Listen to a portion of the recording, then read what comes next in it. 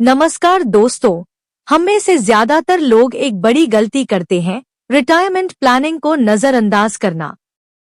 वजह चाहे कुछ भी हो, कम शुरुआती सैलरी, व्यस्त जिंदगी या इन्वेस्टमेंट की जानकारी की कमी, लेकिन इसका असर जिंदगी के आखिरी पड़ाव पर दिखता है।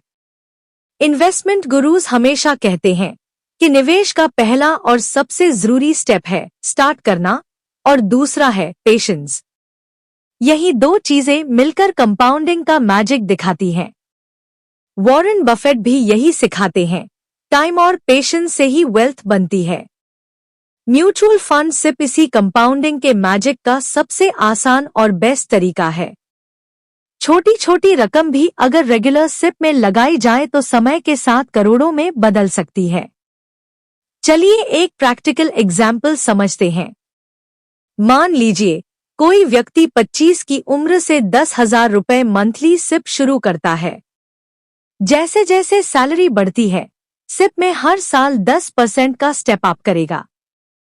मतलब पहले साल 10,000 रुपए 12 महीनों के लिए, यानी पूरे साल में 1,20,000।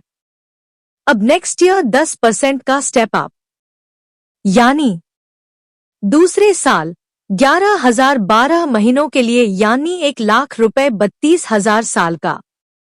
अब नेक्स्ट ईयर और 10% का स्टेप अप, तीसरे साल 12,100 रुपए महीने का, यानी 1,45,000 पूरे साल का। और इसी तरह हर साल 10% का इंक्रीमेंट। अगर यह स्टेप अप सिर्फ 25 साल तक जारी रहे और 15% का औसत रिटर्न मिले, तो कैलकुलेशन कुछ ऐसी होगी। कुल इन्वेस्टमेंट करीब 1 करोड़ 18 लाख, फाइनल कॉर्पस लगभग 5 करोड़ 72 लाख। सोचिए, सिर्फ 10,000 रुपए से शुरू करके कोई भी व्यक्ति 50 साल की उम्र तक 5 करोड़ से ज्यादा का रिटायरमेंट कॉर्पस बना सकता है।